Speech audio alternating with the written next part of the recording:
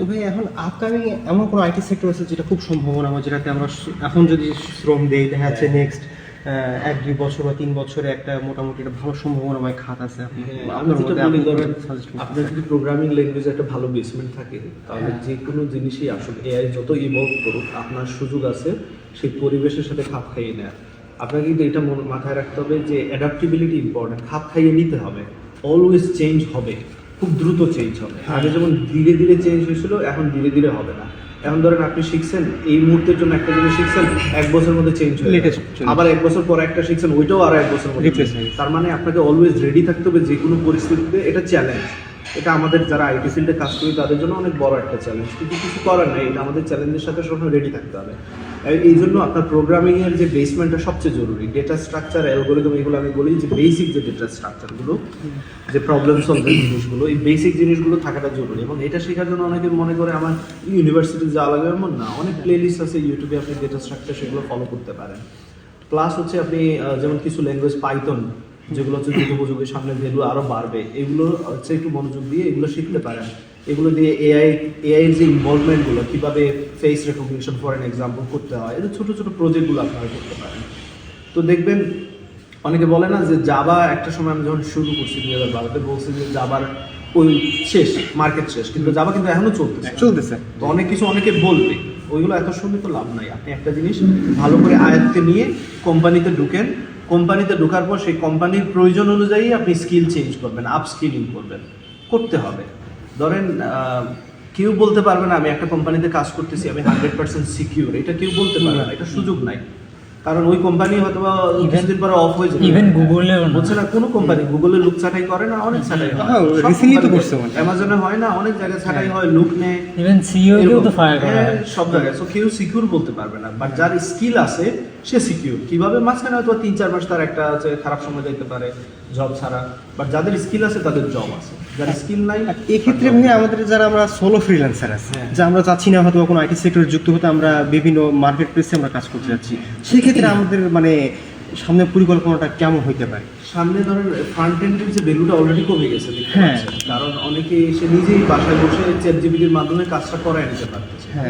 তো সেই জন্য আপনার কমপ্লেক্স যে কাজগুলো দেখতে হবে, যে অ্যাডভান্স লেভেলের কাজ কোনগুলো আছে। বিগিনারের কাজ অনেকটা শেষ, মার্কেট শেষ, এর কারণে বিগিনার মার্কেটটা অনেকটা শেষ বলতে হবে। এবার স্পেশালাইজ যে ফিল্ডগুলো আছে, যেমন যেগুলোতে ডিসিশন মেকিংয়ের প্রয়োজন, ক্রিয়েটিভিটি, যেমন গ্রাফিক্স ডিজাইনে ধরেন এআই এত তাড়াতাড়ি এটা নিতে পারে, চিন্তা করতে হবে, এটা ক্রিয়েটিভিটির বিষয় আছে। ফর এন এক্সাম্পল, আমি যদি গ্রাফিক্স ডিজাইনে এটা দেখতে এরকম হতে হবে, মন মতো হতে হবে, এই জিনিসগুলো ওখানে সমান করে দিলে তো আর ধরেন মানুষের ক্রিয়েটিভিটি আর ডিসিশন মেকিং এর যে ইয়েটা, ওইটা এআই পুরোপুরি নিতে পারবে না, এত বেশি এফিশিয়েন্ট এখন হয় নাই, সেটা বুঝতে হবে আমি। তো সেই ক্ষেত্রে ডিসিশন মেকিং এর যে জবগুলো সেগুলো আরও ওপেন হবে, আমার যেটা পার্সোনালি ফিল হয়।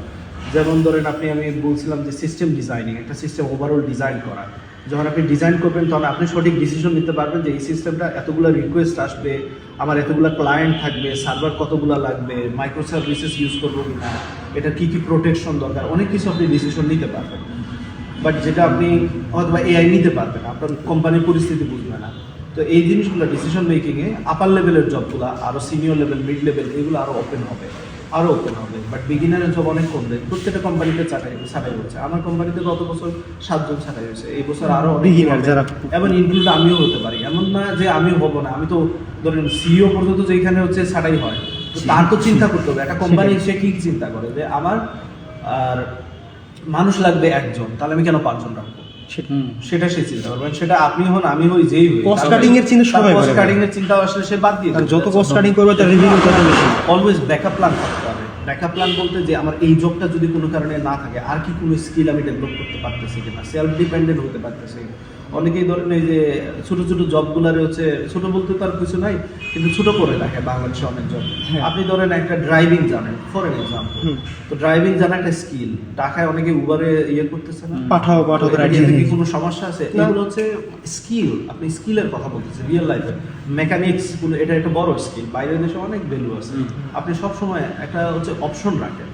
ঠিক এক্স্যাক্টলি সেম, আমরা যখন ডেভেলপমেন্ট করি, আপনি পিএইচপি জানেন, পাইথন শিখেন, পাইথন দিয়ে স্কিল ডেভেলপ করেন, প্রজেক্ট করেন। আপনি জাভার একটা স্কিল রাখেন, একটা না লাগলে আরেকটা আমি কাজে লাগাই দেবো। যখন একটা শিখবেন অন্যটা পিক আপ করা অনেক সহজ হয়ে যায়। আর যদি একটাও না জানে তাহলে সবগুলো কঠিন হয়ে যায়। জি, জি। কারণ দিন শেষে পিএইচপি দিয়ে আমি ওয়েব ডেভেলপমেন্ট করতে পারি, জাভা দিয়েও করতে পারি, সিমিলার কাজ বা ডিফারেন্ট সিনট্যাক্স। মেইন হচ্ছে বুঝতে পারছেন? Programming fundamental data fundamental data structure. Algorithm. আর ধরুন ওয়েব ডেভেলপমেন্টে কি কি কাজ করি আমরা, যদি ফ্রন্ট এন্ডে বলেন টুকটাক রাউটিং, ডিজাইনিং, এখানে ক্লিক করবে ওইখানে যাবে, একটা ফর্ম থাকবে, এগুলো হচ্ছে বেসিক ফ্রন্ট এন্ড ডিজাইনিং। এগুলো ব্যাক এন্ডে কি করি, কেউ ফর্মেট ডাটা সেন্ড করবে, সেটা নিব, স্টোর করব, লগ ইন, লগ আউট, এই যে সাইন আপের কাজ, এগুলো হচ্ছে কমন জিনিসগুলো আমরা করে থাকি।